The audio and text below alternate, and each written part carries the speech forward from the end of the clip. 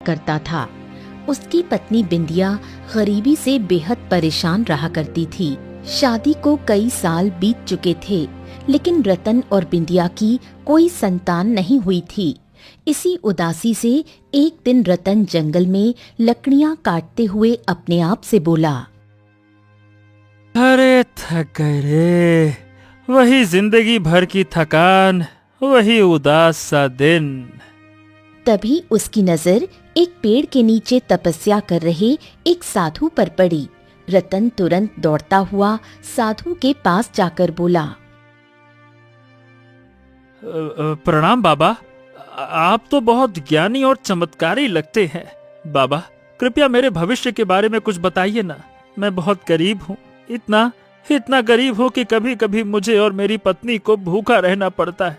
क्या मेरी किस्मत में धन नहीं है बाबा? बताइए ना। तुम्हारी किस्मत में धन बहुत है, लेकिन वो तुम्हें प्रयास से मिलेगा।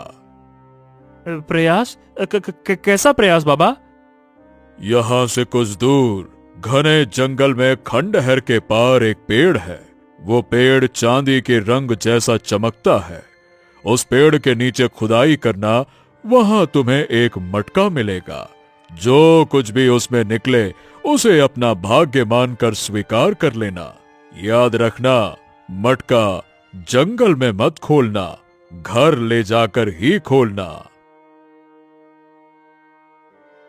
इतना कहकर साधु वहां से चला गया। रतन उसी क्षण कुल्हाड़ी लेकर उस पेड़ की तलाश में निकल पड़ा।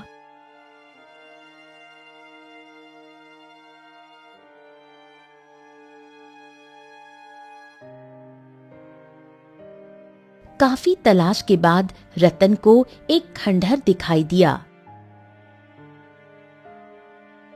रतन जैसे ही उस खंडहर के अंदर गया तो उसने स्वयं को एक और जंगल में पाया, जहां एक पेड़ था जिस पर सूरज की किरणें पड़ रही थीं और वो चांदी जैसा चमक रहा था। रतन ने वहीं खुदाई शुरू कर दी और जल्द ही उसे एक मटका मिल गया। वो उसे लेकर घर लौट आया। मटके को देखकर उसकी पत्नी बिंदिया उससे बोली, ये क्या है? कहाँ से लाए हो? रतन अपनी पत्नी को सारी घटना बताते हुए बोला, ऐसा हुआ और साधु बाबा ने कहा था कि इसको घर ले जाकर ही खोलना बिंदिया। रतन और बिंदिया ने मिलकर मटके के ढक्कन को खोल दिया, लेकिन जो निकला उसने दोनों को हैरान कर दिया। ये क्या? हमें तो लगा था मटके से सोना चांदी निकलेगा, लेकिन इसमें तो कोई बच्चा है और देखो ये जिंदा है, जैसे कुछ देर पहले ही जन्मा हो।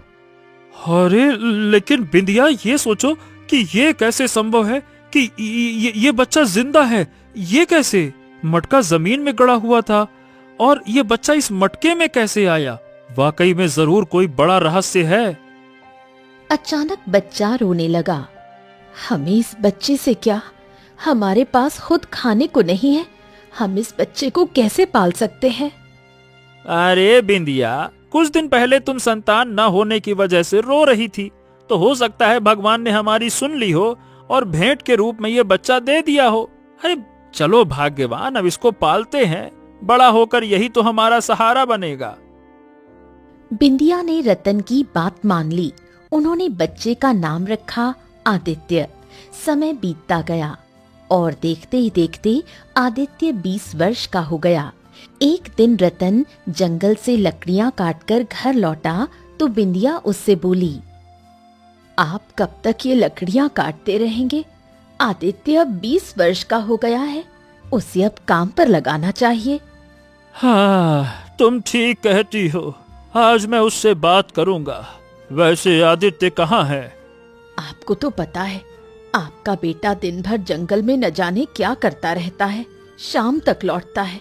इस उम्र में जहाँ लड़कों के बहुत दोस्त होते हैं, उसका कोई दोस्त नहीं।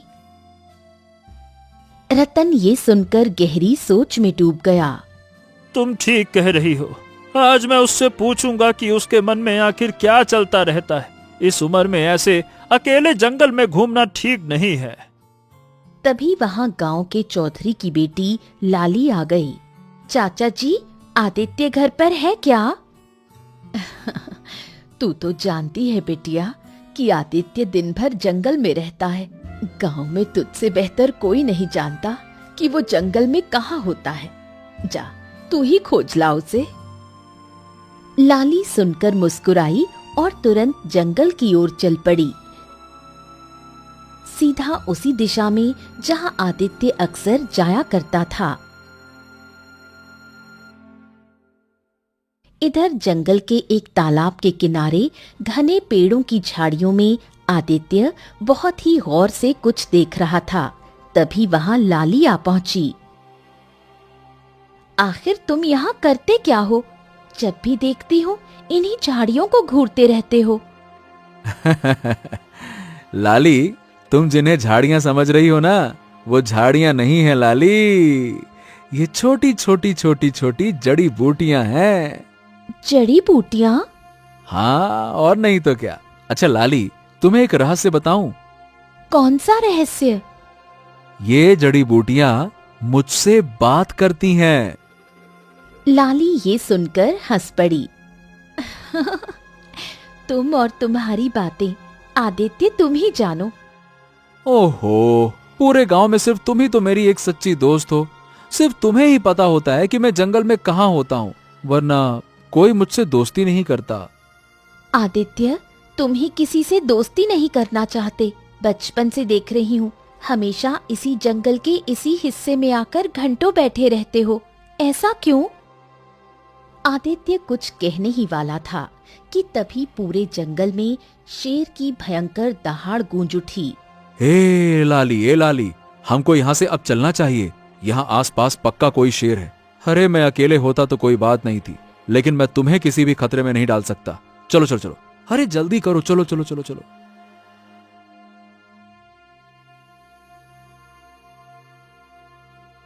आदित्य लाली को लेकर गांव की ओर लौट पड़ा।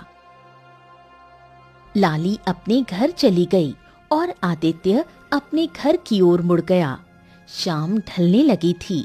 जैसे ही आदित्य अपने दरवाजे पर पहुंचा, रतन उससे बोला, आदित्य, ए बेटा, इधर आओ, इधर आओ। हाँ हाँ, कहिए पिताजी, क्या बात है? आप कुछ चिंतित से लग रहे हैं। हाँ, देखो आदित्य, अब मैं बूढ़ा हो गया हूँ। अब मुझसे मेहनत नहीं होती है। हाँ, अब काम में तुम्हें मेरा हाथ बटाना चाहिए। मैं तुमसे कुछ पूछना चाहता हूँ। आखिर तुम जंगल में क्यों भटकते रहते हो? तुम्हारा कोई दोस्त भी नहीं है और तुम्हारी उम्र के लड़के हंसते खेलते हैं, दोस्त बनाते हैं। तुम उनकी तरह क्यों नहीं हो? अब पिताजी, न जाने क्यों मुझे ऐसा लगता है कि जैसे मैं इस दुनिया का वासी हूं ही नहीं, बल्कि मैं तो किसी और दुनिया का वासी हूं। ये सुनकर रतन बुरी तरह चौंक गया और गहरी सोच में डूब गया। कुछ देर बाद वो फिर आदित्य से बोला, हाँ, लाली हमको बता रही थी कि तुम जंगल में झाड़ियों को घूरते रहते हो और कहते हो कि वो झाड़ियां नहीं, जड़ी बूटियां हैं। क्या ये सच है? ये सुनकर आदित्य की आंखों में एक रहस्यमयी चमक आ गई। हाँ पिताजी, मुझे लगता है कि जंगल की कुछ खास जड़ी बूटियां मुझसे बात करती हैं। तभी अंदर से बिंदिया बाहर आ गई। बेटा, मैं तेरे और तेरे पिता की बातें सुन रही थी। अगर तुझे ऐसा लगता है कि जड़ी बूटियां तुझसे बात करती हैं, तो क्यों ना तू उन्हीं को बेचना शुरू कर दे। जंगल से जड़ी बूटियां लाकर बेचने लगेगा तो कुछ आमदनी हो जाएगी और तेरे पिताजी का बोझ भी हल्का हो जाएगा। ठीक है माँ, चिंता मत कर। कल से मैं जंगल से जड़ी बूटियां लाकर गांव में बेचूंगा, ठीक है?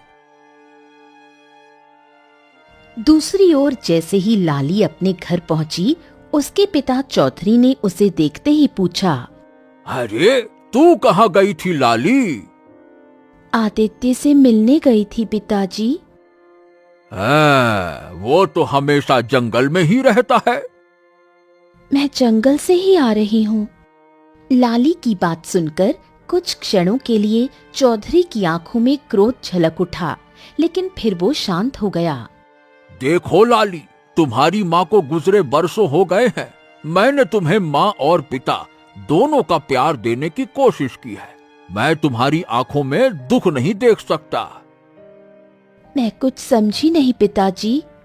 लाली, मैं जानता हूँ कि तुम मन ही मन आदित्य को पसंद करती हो, ये जानते हुए भी कि आदित्य एक सामान्य सा गरीब लकड़हारे का लड़का है। आदित्य में कोई बुराई नहीं है, और आप ऐसा क्यों कह रहे हैं कि वो सामान्य नहीं है? मैं ये नहीं कह रहा कि वो बुरा है, पर वो अलग है। बचपन से आज तक मैंने उसे जंगल में ही भटकते देखा है। ना उसका कोई दोस्त है, ना कोई काम धाम करता है, बस जंगलों में भटकता है। ऐसा लगता है जैसे जंगली इंसान हो। तो आप मुझसे क्या चाहते हैं पिताजी? अरे बेटा लाली, मैं ये चाहता हूं कि अगर वो औरों जैसे होता तो मुझे कोई ऐतराज नहीं होता। लाली की आंखों से आंसू बहने लगे। ठीक है पिताजी, अब मैं आदित्य से नहीं मिलूंगी। अच्छा, एक बात बता, आखिर आदित्य जंगल में क्या करता है, बता।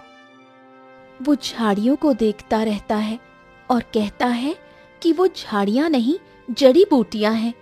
वो कहता है कि वो उससे बात करती हैं। अच्छा, मतलब उसे जड़ी बूटियों का ज्ञान है। तो फिर तो उसे गांव के उन बीमार लोगों की मदद करनी चाहिए ना, जो महामारी की वजह से गांव में पीड़ित हो गए हैं। हो सकता है उसकी जड़ी बूटी महामारी में काम आ जाए।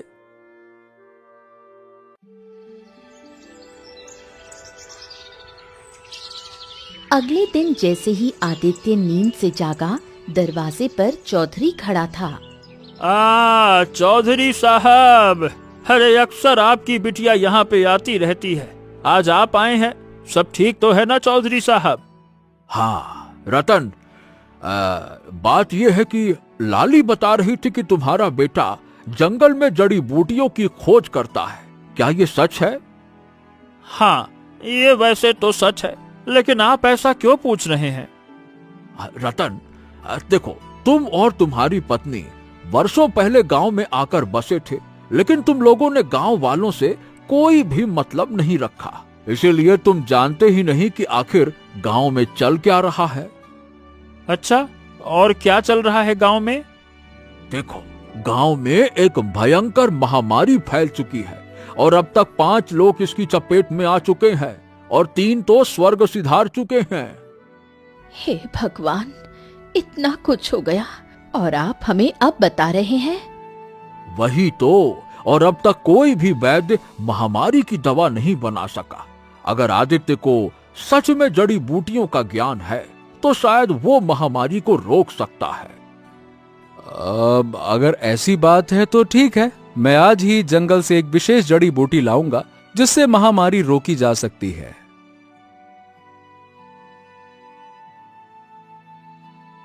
आदित्य जंगल की ओर निकल पड़ा। झाड़ियों के बीच बहुत ध्यान से देखने लगा। तभी उसके कानों में झाड़ी के पत्तों से एक आवाज टकराई। मुझे तोड़ लो, मुझे खाने वाला हर व्यक्ति विचित्र बीमारी से बच सकता है। आदित्य की आंखों में एक रहस्यमयी चमक उभर आई। उसने तुरंत उस झाड़ी की पत्तियां तोड़ ली और तेजी से गांव की ओर लौट चला। इत्तेफाक से चौधरी उसके घर के दरवाजे पर बैठा था। आदित्य की आंखों में चमक देखकर चौधरी बोला, हाँ, लगता है तुमने वाकई में जड़ी बूटी तलाश कर ली है। हाँ चौधरी जी, जो महामारी की चपेट में है उसे ये पत्तियां खिला दीजिए। मुझे पूरा विश्वास है कि वो स्वस्थ हो जाएगा। चौधरी जड़ी बूटियों को लेकर तुरंत गांव की ओर चला गया। दिन बीतते गए। कुछ दिन बाद चौधरी आदित्य के घर पर आ पहुंचा। आदित्य, अरे भाई रतन। रतन, गांव में जो महामारी फैली थी अब वो खत्म होने की कगार पर है और ये सब केवल तुम्हारे बेटे आदित्य की वजह से हुआ है।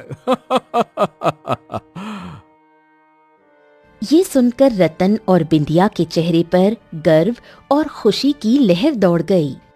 हाँ, अरे मेरी बहुत दूर की रिश्तेदार में एक मौसी है, उनकी पुत्री की शादी है। मैं और लाली कुछ दिनों के लिए वहां जा रहे हैं। हम जल्द ही लौट आएंगे। उसके बाद हम गांव में आदित्य को सम्मानित करेंगे। हाँ चलो भाई, राम राम। इतना कहकर चौधरी वहां से चला गया। इधर दूसरी ओर जंगल में आदित्य अकेला बैठा था। तभी एक दर्द भरी स्त्री की आवाज उसके कानों में गूंजी। बचाओ, कोई है, बचाओ। आदित्य चौंककर इधर उधर देखने लगा। उसकी नजर एक पेड़ के नीचे पड़ी हुई एक वृद्ध स्त्री पर पड़ी, जो दर्द में कराह रही थी। हाँ, अरे कौन हो तुम, और क्या हुआ है तुम्हें? मैं जंगल में लकड़ियां काटने आई थी। अचानक मेरे पैर में मोच आ गई और मुझसे उठा नहीं जा रहा। मेरा पैर बहुत दर्द कर रहा है। चिंता मत करो, मैं अभी तुम्हारे पैर की मोच को सही कर देता हूँ। रुको रुको रुको। इतना कहकर आदित्य ने एक पेड़ का पत्ता तोड़ लिया और उसे पीसकर उस बूढ़ी औरत के पैर पर जैसे ही लगाया, वो उठकर खड़ी हो गई। तुमने तो चमत्कार कर दिया। मेरे पैर की मोच इतनी जल्दी सही हो गई। बूढ़ी औरत ने इतना कहा ही था कि तभी अचानक झाड़ियों से एक भयंकर शेर निकलकर आदित्य पर झपट पड़ा। आदित्य ने बिना समय गंवाए बिजली सी फुर्ती से शेर से अपने बचाव के लिए उस पर वार कर दिया। आदित्य के हाथ जख्मी हो गए और खून बहने लगा, मगर शेर अचानक बुरी तरह डर गया और भाग गया। मगर अगले ही पल रंग बिरंगी किरणों से आदित्य के हाथ का जख्म सही हो गया। ये कैसे हो सकता है? मेरा जख्म खुद ब खुद कैसे भर गया? बूढ़ी औरत ये देखकर बुरी तरह से डरती हुई बोली, ये कैसे हो सकता है? जख्म अपने आप कैसे ठीक हो गया? कौन हो तुम? मैं खुद बहुत ज्यादा हैरान हूं कि मेरा जख्म अपने आप कैसे सही हो गया। तुम कोई इंसान नहीं हो सकते। इंसान के जख्म अचानक से सही नहीं हुआ करते। तुम जरूर कोई मायावी इंसान हो। नहीं, मैं तो एक साधारण लकड़हारे का पुत्र हूं और एक आम इंसान हूं। नहीं, मैं नहीं मान सकती। अगर तुम्हारे पिता वास्तव में एक लकड़हारे हैं, तो तुम उनके पुत्र नहीं हो सकते।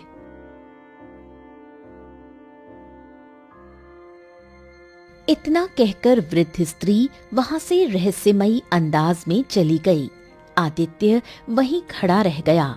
उस दिन आदित्य को पहली बार ये एहसास हुआ कि वो कोई साधारण युवक नहीं है। कोई रहस्य था जो उसके खून में बहता था। कुछ देर बाद जब आदित्य घर लौटा तो उसने देखा उसकी माँ बिंदिया जोर जोर से खांस रही थी और रतन चारपाई पर पड़ा कांप रहा था। आदित्य अपनी माँ की ओर देखते हुए बोला, हे माँ, क्या हुआ माँ? बेटा, बहुत तेज खांसी हो रही है। मगर आदित्य के मन में कई सवाल थे। वो सीधे अपने पिता रतन के पास जाकर बोला, पिताजी, बताइए ना, मैं कौन हूँ? रतन ये सुनकर चौंक गया। उसका चेहरा सफेद पड़ गया।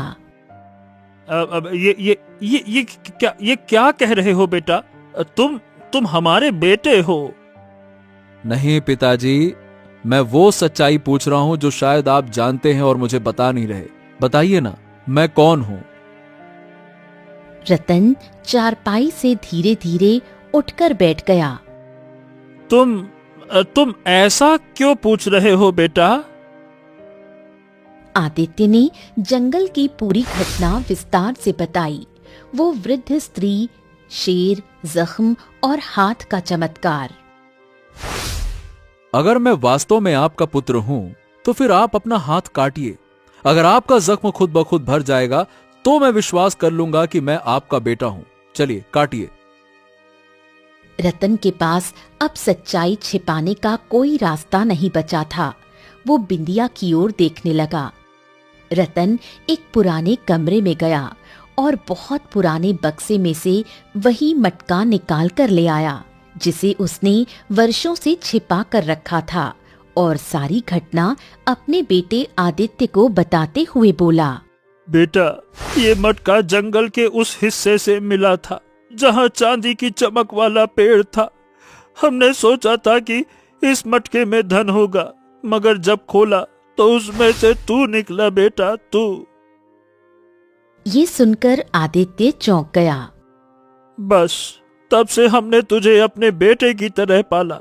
हमने कभी तुझे अपने से अलग नहीं समझा। अगले ही पल रतन को भी जबरदस्त खांसी उठने लगी। वो गिर पड़ा। आदित्य अपने सारे सवाल भूल गया और बोला, अरे पिताजी, अचानक से ये क्या हो गया आपको पिताजी?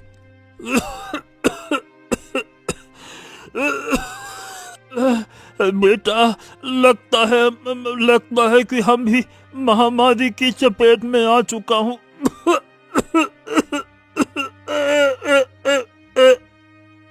इतना कहकर रतन ने दम तोड़ दिया। तभी आदित्य की माँ बिंदिया भी तेजी से खांसने लगी और कुछ ही देर में बिंदिया की भी सांसें थम गईं। पिताजी,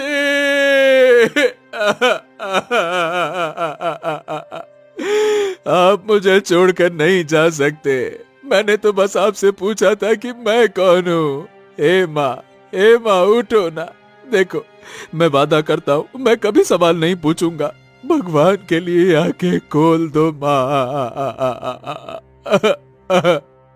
मगर बिंदिया और रतन अब किसी भी आवाज का जवाब नहीं दे सकते थे, क्योंकि वो अब इस संसार में नहीं थे। आदित्य बहुत देर तक चीखता रहा, रोता रहा, धरती पर सिर पटकता रहा। तभी अचानक रतन और बिंदिया का शरीर काले धुएं में परिवर्तित होकर गायब हो गया। अगले ही पल वो काला धुआं उस मटके के अंदर समा गया। ये देखकर आदित्य बुरी तरह से चौंकते हुए अपने आप से बोला, अब ये क्या रहस्य है? ये क्या हो रहा है? आदित्य के दिमाग ने काम करना बंद कर दिया। वो बहुत देर तक उस मटके को घूरता रहा। कुछ देर बाद वो उस मटके को उठाकर अपने आप से बोला, मुझे लगता है कि मुझे चांदी की चमक वाले पेड़ की खोज करनी चाहिए जहां पिताजी को यह मटका मिला था, और पिताजी को इसी मटके के अंदर मैं मिला था। मुझे विश्वास है कि हो न हो वहीं पर कोई बहुत बड़ा रहस्य छुपा है। आदित्य उसी जंगल की ओर चल पड़ा जहां उसकी कहानी शुरू हुई थी।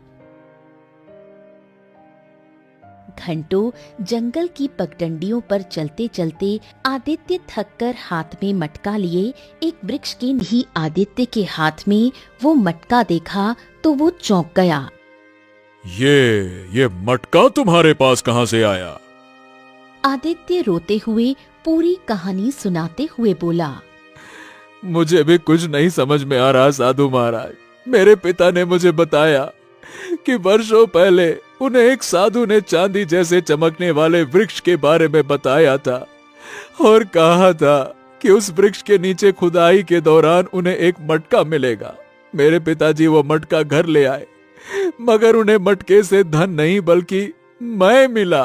और इस सच्चाई को बताने के बाद मेरी आंखों के सामने मेरे पिताजी ने दम तोड़ दिया, और कुछ ही देर में मेरी माँ ने भी दम तोड़ दिया, और अगले ही पल वो दोनों धुएं के रूप में परिवर्तित होकर इस मटके के अंदर समा गए। अब क्या कहूं और इतना बोलकर आदित्य की आंखों से आंसू बहने लगे। शांत हो जाओ पुत्र, शांत हो जाओ। चिंता मत करो, मैं तुम्हारी मदद जरूर करूंगा। वो चांदी का पेड़ तुम्हें तभी दिखाई देगा जब तुम्हारा हृदय सच्चा होगा। यहां से उत्तर दिशा की ओर बढ़ो। यदि तुम्हारे मन में मानवता होगी तो किस्मत तुम्हें मंजिल तक पहुंचा देगी। इतना कहकर साधु वहां से चला गया। आदित्य नहीं जानता था कि वो वही साधु था जिसने सालों पहले रतन को मटके की जानकारी दी थी। आदित्य साधु के बताए रास्ते पर चल पड़ा। घने जंगल में बहुत दूर चलने के बाद उसे एक तालाब के पास एक बूढ़ा व्यक्ति दिखाई दिया जो कमजोरी से पानी पानी चिल्ला रहा था। बेटा बेटा, मैं 2 दिन से प्यासा हूँ मगर उठ नहीं सकता। क्या तुम मुझे पानी पिला सकते हो? हाँ हाँ, क्यों नहीं बाबा, रुकिए मैं लेकर आता हूँ। आदित्य ने मटका पास के पेड़ के नीचे रख दिया और बूढ़े के पास पड़ा कमंडल उठाकर तालाब से पानी भरकर उसे पिलाने लगा। पानी पीकर वो बूढ़ा आदित्य से बोला, हाँ, अब अच्छा लग रहा है। भगवान तुम्हारा भला करे बेटा, तुम्हारी हर इच्छा पूरी हो।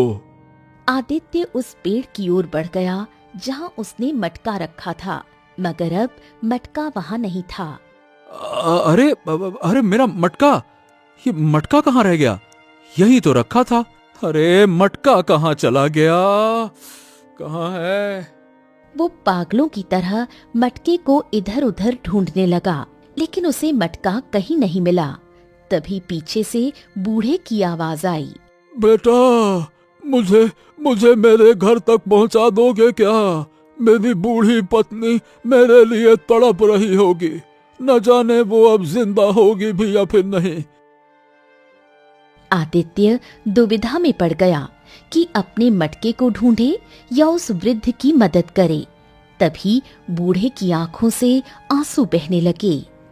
बेटा, बस इतनी सी मदद और कर दो बेटा, मुझे मेरे घर तक पहुंचा दो बेटा, मैं तुम्हारा एहसान कभी नहीं भूलूंगा।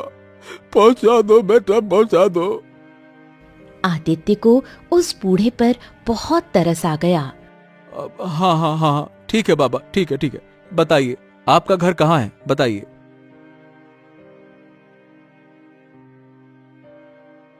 बूढ़ा उसे जंगल की गहराइयों में बने एक खंडहर के सामने बनी हुई एक झोपड़ी तक ले गया। झोपड़ी के भीतर एक बूढ़ी स्त्री, जो उस बूढ़े व्यक्ति की पत्नी थी, दर्द से करहा रही थी। कहाँ थे तुम? मुझे लगा था तुम्हें देखे बिना मेरी आंखें बंद हो जाएंगी। अरे ऐसा मत कहो, तुम्हें अभी बहुत जीना है। ये भी कोई जीना है? बरसों पहले उन अत्याचारियों ने हमारा बेटा हमारी आंखों के सामने हमसे छीन लिया। अगर मुझे पता होता कि वो जो वस्तु लाया था वही उसकी मौत बन जाएगी, तो मैं उस वस्तु को खुद तोड़ देती। बूढ़ा फूट फूट कर रोने लगा। तभी बूढ़ी स्त्री की नजर आदित्य पर पड़ी। ये कौन है? इसकी शक्ल तो उसी से मिल रही है जिसने बरसों पहले हमारे बेटे को मारा था। नहीं, ये वो नहीं है। इस बेचारे ने तो हमारी मदद की है।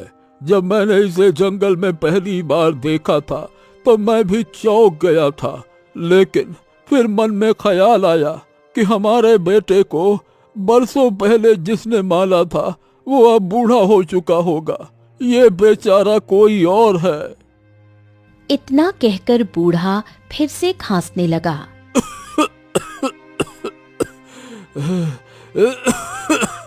आदित्य उस बूढ़े की ओर देखकर बोला, बाबा जी, ये आपकी पत्नी, मतलब ये काकी किस बारे में बात कर रही हैं और मेरी शक्ल किससे मिलती है? बूढ़ा व्यक्ति आदित्य की ओर बहुत ही गौर से देखते हुए बोला, ये बहुत लंबी कहानी है बेटा। बरसों पहले हमारे पुत्र अशोक को जिस राजकुमार ने हमारी आंखों के सामने बड़ी बेदर्दी से मार दिया था, उसकी शक्ल तुमसे बहुत मिलती है, मगर मैं जानता हूँ कि तुम वो नहीं हो सकते, क्योंकि हमारे पुत्र को मरे हुए बरसों हो चुके हैं। अब तो वो राजकुमार भी बहुत बूढ़ा हो चुका होगा। बूढ़े की बात सुनकर आदित्य की आंखों में आंसू आ गए। वो उस बूढ़े की ओर देखकर बोला, आप चिंता मत कीजिए, मैं आपकी सेवा करूंगा। विश्वास कीजिए, आप ठीक हो जाएंगे।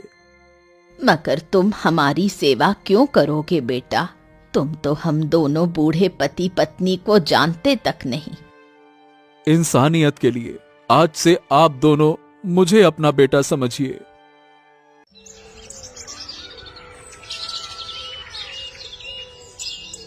उसी दिन से आदित्य एक बेटे की तरह उस बूढ़े व्यक्ति और उसकी पत्नी की सेवा में लग गया। उसकी मेहनत रंग लाई और कुछ ही दिनों में वो दोनों स्वस्थ हो गए। बूढ़ा व्यक्ति अब चलने फिरने लगा। एक दिन आदित्य झोपड़ी के सामने उस खंडहर को देख रहा था। तभी बूढ़ा व्यक्ति वहां पहुंचा। बाबा, ये खंडहर बड़ा ही प्राचीन नजर आता है। हाँ, सब कुछ इसी खंडहर की वजह से हुआ था बेटा। इसी खंडहर ने ही हमसे हमारा बेटा छीन लिया था। क्या मतलब है आपका?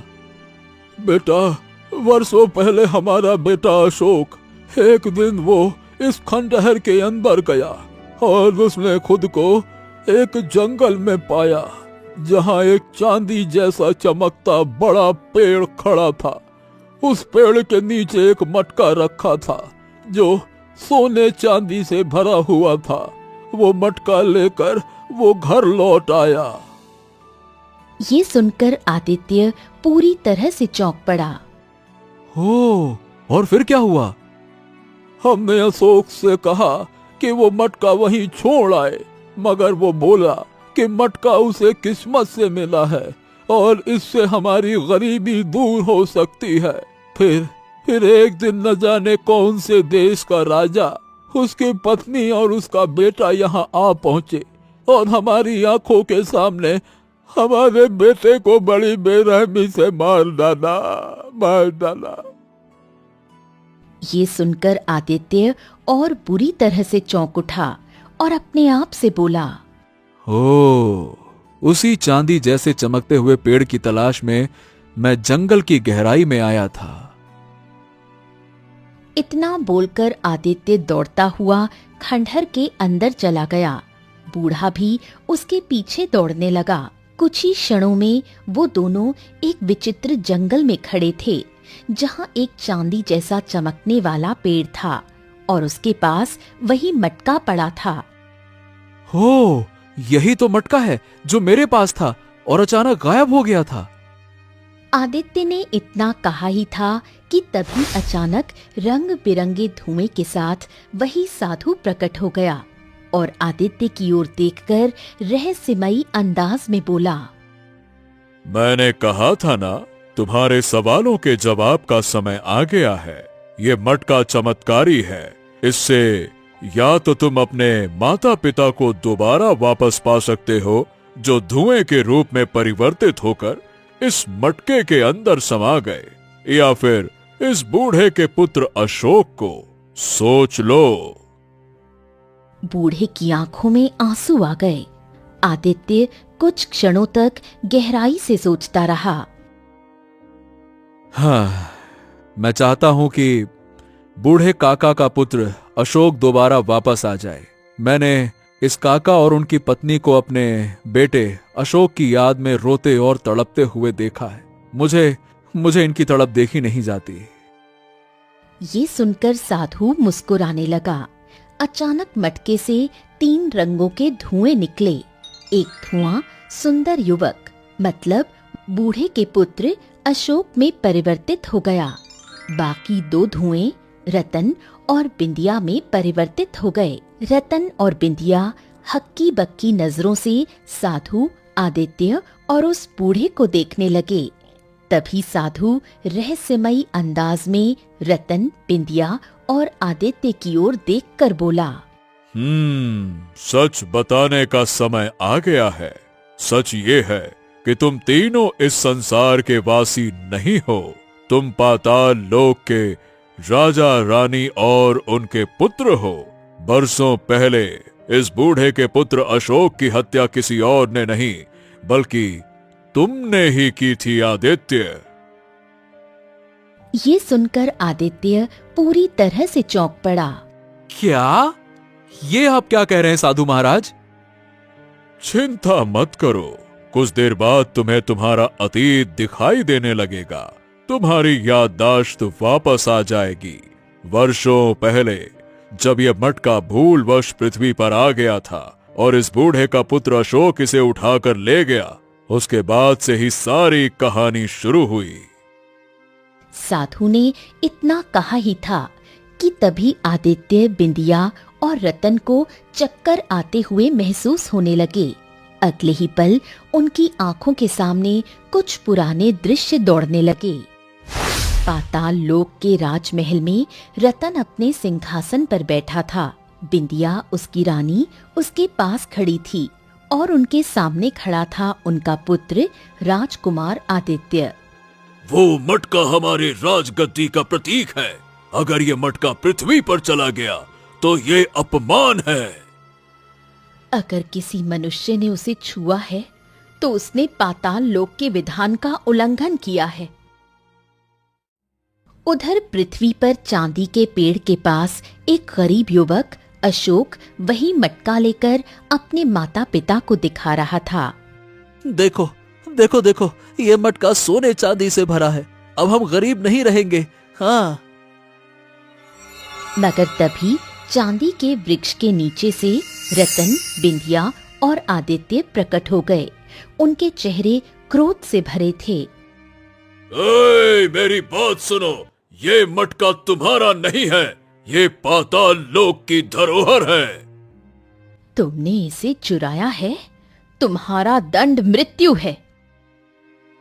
अशोक के माता पिता विनती करते हुए उनके पैरों में गिर गए, मगर आदित्य ने अपनी तलवार निकालकर अशोक के शरीर पर वार कर दिया। अशोक ने चीखते हुए दम तोड़ दिया। हाय मेरा बेटा। अशोक के माता पिता अपने बेटे की अपनी आंखों के सामने हत्या को देखकर बेहोश होकर गिर पड़े। तभी वहां साधु प्रकट हो गया। उसका चेहरा क्रोध से जल रहा था। रतन, बिंदिया और आदित्य, तुमने एक निर्दोष को मार डाला और तुम्हें इसका दंड मिलेगा।